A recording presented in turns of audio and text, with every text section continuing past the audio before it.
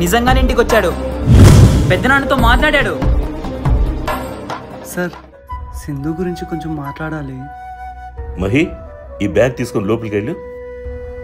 ఏం మాట్లాడాలి? నేను సింధు ఎప్పటి నుంచి పరిచయం నీకు? 2 years నుంచి సార్. ఏం చేస్తుంటావు? Photographer sir.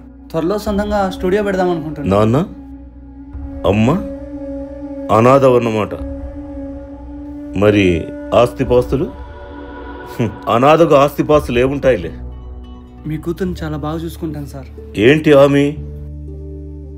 రేపొద్దున నీకు కూతురు పుట్టిందనుకో, అది 25 ఏళ్లకు రోడ్డు మీద తిరిగే వాడిని తీసుకొచ్చి వాంతా వెళ్ళిపోతానంటే నువ్వు పంపిస్తావా?